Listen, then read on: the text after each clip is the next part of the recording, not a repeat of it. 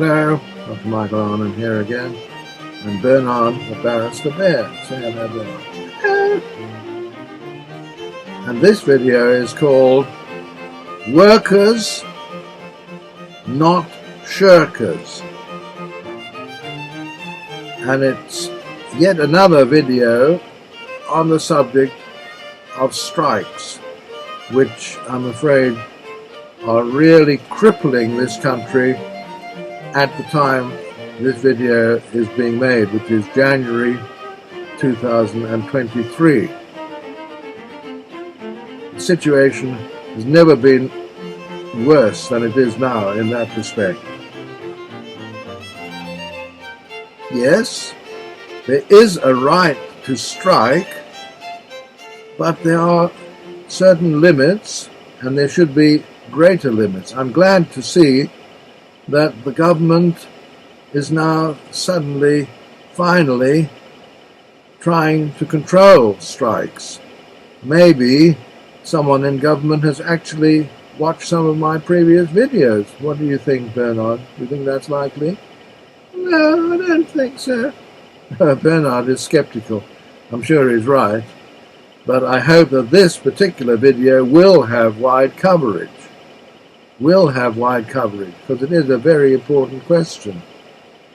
The government is now proposing legislation in a very minor way, trying to control strikes by suggesting certain ways in which there will be minimal service during a strike.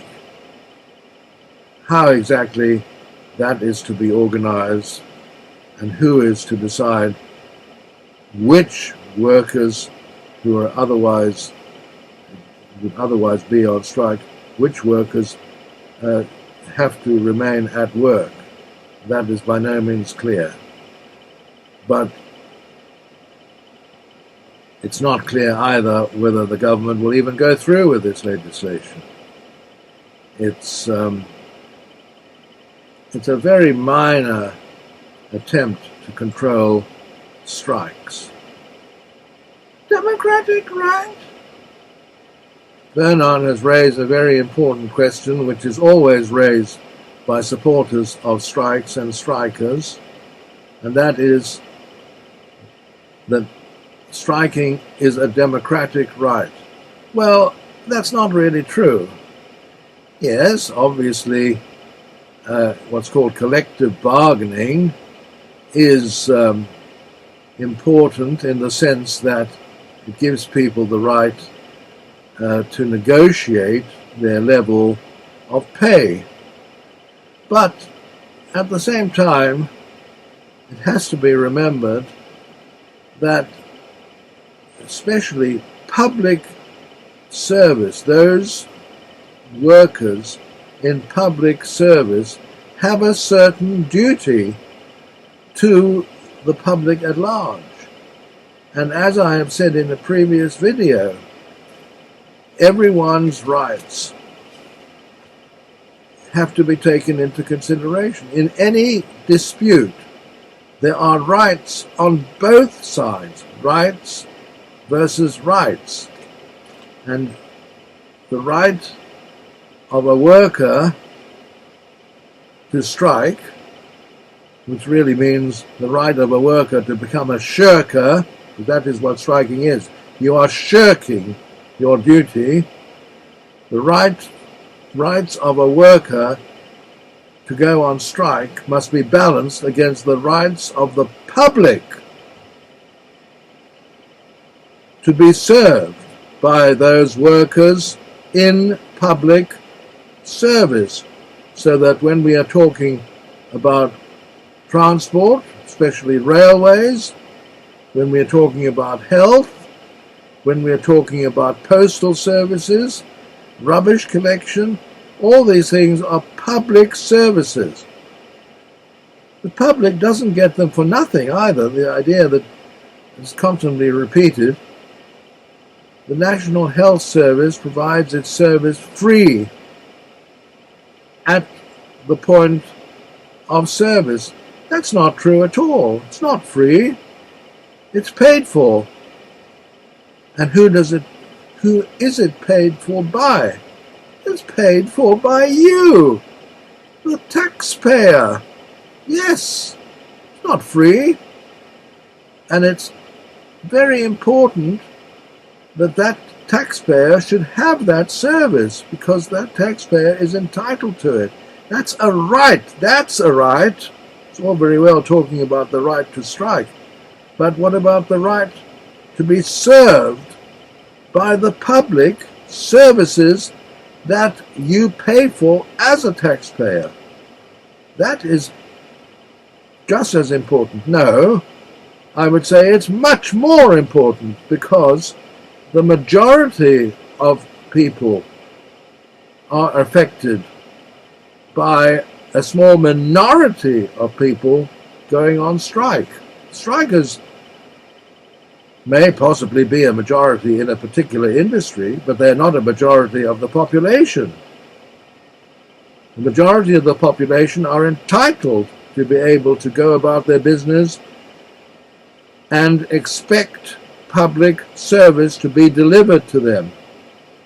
For the government to pass legislation to ensure minimal service is a feeble attempt to weaken the effect of a strike, and I doubt that it will even succeed. And that's not what we want. Why do we want minimal service? We don't want minimal service. We want normal service. Normal service. And that is the right of the majority, to have normal service in transport, to get them to and from their work, to and from whatever they're doing, to keep the economy normally ticking over, normally.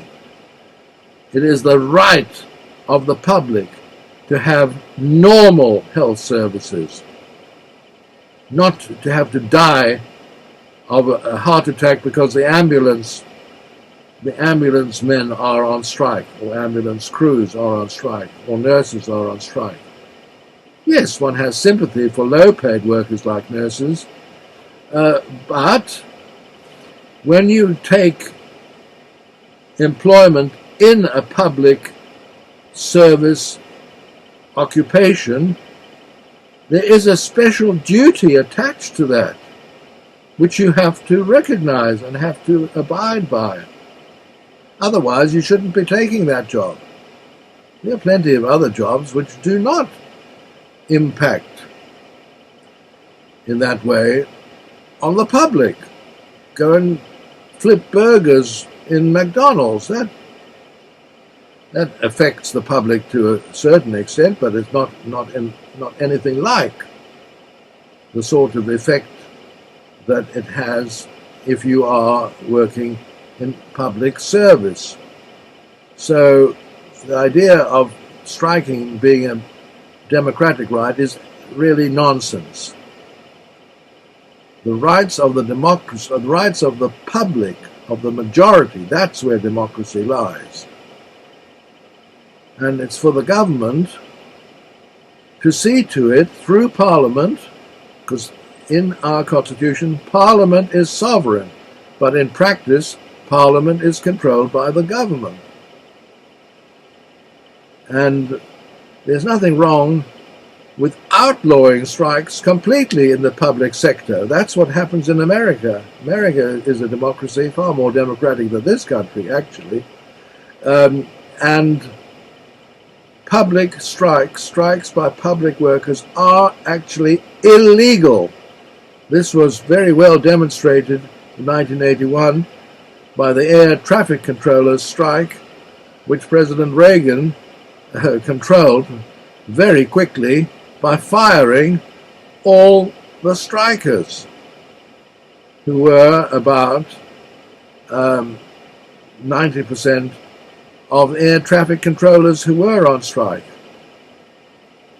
Those who came back to work after 48 hours, which was the ultimatum given to them, retained their jobs, and the others who did not respond to that call were fired and were not allowed to serve government again throughout their lifetime, although that was reversed 10 years later by President Clinton. But certainly the strike was broken. You might think, well, how can you break a strike in such a sensitive area by just firing people? Air traffic control. Yes, it is a sensitive area, but it was a shot across the bows to all those who favor strikes. The Labour Party has come out in its true colours by saying that if the government manages to pass this legislation, they will repeal it. Well, of course they will repeal it. They've never been in favour of the economy. Has Labour ever done any good to the British economy? Certainly not. What a joke. They are in favour of shirkers, not workers. They talk about workers' rights. They're not really talking about workers' rights. They're talking about shirkers' rights. And the government is always scared of what the courts may decide. The courts don't make law. They do in practice because the government, which really means Parliament, has failed to step up to the plate. There's a vacuum there, as I've mentioned in previous videos. And so judges, I don't blame them for filling that vacuum. But it's for the government to make sure that Parliament passes legislation so there is no vacuum there. And the courts, therefore, will not be able to pass laws or to declare illegal laws which are passed by Parliament, as long as those laws do comply with the basic parameters of human rights, which a law banning strikes will do. If the American law, which bans strikes of public workers, is democratic enough for them, it certainly is democratic enough for this country. More next time.